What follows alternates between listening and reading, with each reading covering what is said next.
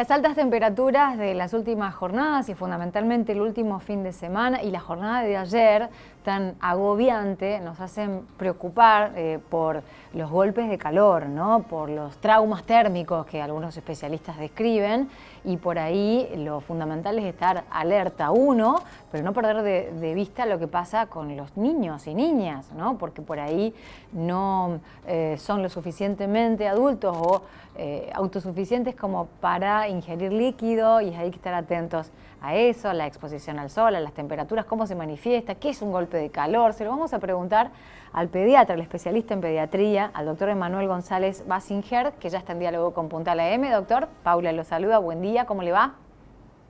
Hola, buen día, ¿cómo estás? Bien, bueno, gracias por el contacto. Queremos hablar del golpe de calor. Las temperaturas realmente han sido muy intensas en el fin de semana. Arrancamos la semana muy intensamente. Hoy está un poco más fresco después de la tormenta, pero parece que va a seguir el calor en la semana, como siempre, habitualmente a esta altura del año. ¿Cómo prevenir los golpes de calor, doctor? ¿Qué son los golpes de calor? Bueno, el golpe de calor es una situación clínica que está íntimamente relacionado a la exposición solar a altas temperaturas, en realidad, alta temperatura y alto porcentaje de humedad, que se dan en épocas especiales como la que estamos viviendo, que solemos escuchar como olas de calor cuando suceden estos días de altísimas temperaturas y alta humedad. Hay grupos que son vulnerables, son más vulnerables, si bien puede llegar a ser nocivo para cualquier persona, pero hay grupos que son vulnerables, un poco más vulnerables a esta situación, como son los niños pequeños, los pequeños, y también los adultos mayores. Pero en nuestro caso, que vamos a hablar de los adultos pequeños, el grupo más vulnerable, menores de 5 años, y más aún los menores de 1 año. Eh, Generalmente lo que hablamos de golpe de calor tiene que ver con una situación en donde la alta exposición a altas temperaturas o a la radiación solar produce sintomatología, aumento de temperatura corporal, deshidratación y bueno, se puede sumar a esto otro tipo de síntomas como pueden ser cefaleas, mareos, irritabilidad o cansancio extremo, tendencia al sueño, calambres, fiebre, obviamente, o sea, elevación de la temperatura corporal, eh, síntomas de insolación como piel roja, caliente, y síntomas de deshidratación como mucosas, que lo que serían labios, lenguas y boca secas, que bueno, todo eso, digamos, forma un conjunto de síntomas que nos puede llegar a hacer sospechar que estamos ante la presencia de un evento de agotamiento por calor y o golpe de calor. Y esa es la manera de manifestarse que nosotros podemos llegar a pensar, ¿no es cierto?, el antecedente de una exposición a extremadas temperaturas y la aparición de algunos de estos síntomas. Claro.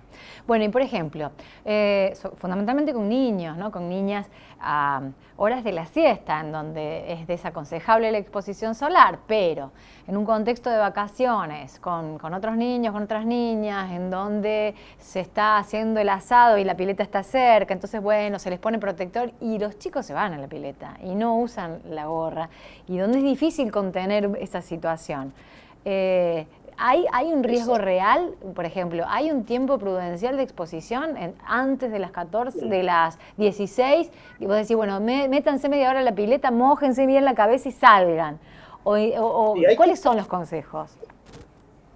hay cosas que son inevitables, o sea, todos estamos esperando la época de calor, los niños generalmente esperan la época de calor por la pileta, por diferentes situaciones, pero bueno, tenemos que ser conscientes de que hay que protegerlos. Los niños, como yo te decía, que están en mayor riesgo, que tienen más vulnerabilidad, los menores de 5 años y aún más los menores de 1 año, hay que protegerlo. Hay un horario que sabemos que es entre las 10 de la mañana 14 y 16 horas, 10 de la mañana y 16 horas, en donde no es recomendable la exposición solar directa por el altísimo grado de radiación UV que hay en ese momento del día, sobre todo cuando estamos frente a altas temperaturas y en esta época del año. Uh-huh. Así que evitar ese rango de horas es fundamental sobre todo en los más vulnerables, para toda la población general y los más vulnerables más aún. Aún también, inclusive la Sociedad Argentina de Pediatría recomienda los días nublados en esta época de altísimo calor, también evitar la exposición directa, porque las nubes dejan pasar hasta un 75% de la radiación UV, y de la misma manera, o sea que un niño, por más que esté nublado, en un día de alta temperatura, en un horario que no corresponde, recibe casi la misma exposición o radiación solar que si estaría despejado, o sea que esas cosas tenerlas en cuenta también. Por otro lado, ¿cuáles son las medidas que tenemos que ver? Los niños tienden a jugar mucho tiempo en el Sí. sol, si uno deja obviamente, pero tener en cuenta que nosotros podemos hacer algunas intervenciones como para mejorar esto, como por ejemplo, la prevención del golpe de calor o que haya algún problema con la exposición al sol tiene que ver, primero, saber que la exposición tiene que ser regulada y no puede ser dada en ese rango horario que dijimos. Segundo, tiene que ver con que la ropa debe ser apropiada con la cual los niños están, más la protección de filtros solares. Y lo otro es, que es muy importante, como de manera preventiva, es la hidratación. Claro. Y la hidratación tiene que ser frecuente, ofrecerle a los niños sin que ellos nos pidan, sobre todo los menores de 1 año. ¿Cómo cuesta que pidan agua, doctor? Pero ¿cómo cuesta que tomen agua los chicos? ¿Por qué? No, te estoy hablando de bebés, de 6 para arriba incluso. Cuesta que tomen agua. Sí. Los menores de 1 año hay una particularidad y es la siguiente, que por eso son los más vulnerables, que hay un cierto grado de inmadurez en lo que se llama termorregulación o su capacidad para regular la temperatura. Por lo tanto, los niños menores de 1 año pueden tener más dificultad para regular la temperatura, presentar mayor sudoración, mayor pérdida de líquido por sudoración, y a su vez la manifestación de sed en los menores de 1 año suele no ser la correcta, por lo tanto no hay que esperar que ellos nos pidan para tomar, sino que estar ofreciéndoles todo el tiempo. Claro. La hidratación de manera, digamos, frecuente y abundante es uno de los factores principales, junto con la buena protección, para evitar el golpe de calor o agotamiento por calor, sí, y evitar, digamos, que pase a mayores y toda la serie de sintomatologías que estuvimos hablando. Doctor, pero cuando esto ocurre, y lamentablemente ocurre, ¿cuáles son las 2 o 3 cosas, más allá de llevarlos al médico a lo mejor, pero cuáles son las 2 o 3 cosas que hay que hacer sí o sí? Estamos frente a una situación, un cuadro, un golpe de calor. Hidratarlo, Bien. ponerlo, por supuesto, el resguardo del sol, pero ¿cuál es el procedimiento ahí?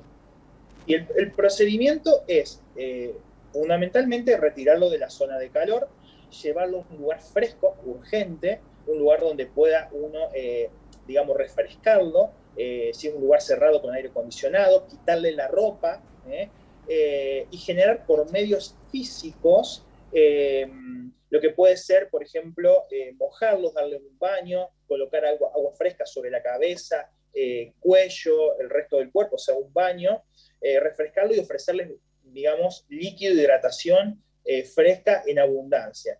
Eso es lo que podemos hacer inicialmente, pero siempre ante un mínimo síntoma que nosotros sospechemos de insolación o un golpe de calor, después de hacer eso, hay que llevarlo inmediatamente a un centro de salud, a una guardia, donde un pediatra lo pueda examinar y ver qué grado de deshidratación puede tener el niño, y las medidas que pueda llegar a ser necesario realizar, o sea, no quedarse sin hacer nada. Y lo otro muy importante, en estas situaciones es uno de los casos en donde está contraindicado el uso de antifebriles. Es decir, uno puede, digamos, tomar las medidas físicas, como les decía, refrescarlos, retirarles la ropa, mojarlos, refrescarlos y llevarlos directamente para que sean controlados y no darle antifebriles, porque normalmente en estos cuadros suele haber, digamos, una temperatura corporal muy elevada.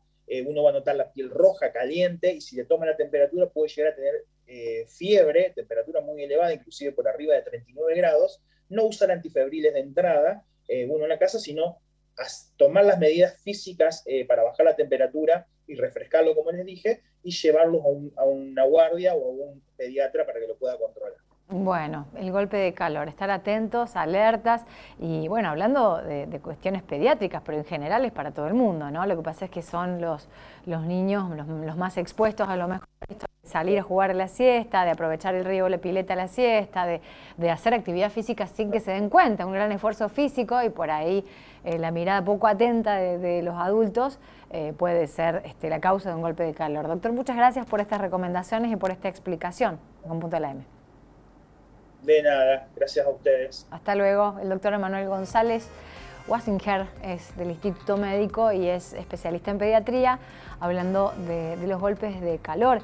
Esto que decíamos, ¿no? Por ahí se viene la época ansiada de vacaciones que a lo mejor no se pudieron llevar adelante el año pasado, en medio de la pandemia. Hay mucha gente que organiza sus viajes, incluso ya lo está haciendo con el sistema de previaje, que se moviliza y que pierde de vista, ¿no? Los horarios en los cuales no hay que exponerse al sol.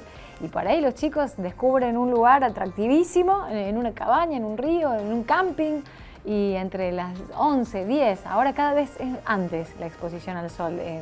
En cuanto a dermatología, las recomendaciones son desde las 10 hasta las 16 horas en donde no debemos estar expuestos al sol. Bueno, ¿cómo haces para sostener, ¿no? a un niño que quiere ir a jugar y por ahí estar expuesto? Bueno, con gorro, con protección, con ropa clara, como lo decía el médico especialista.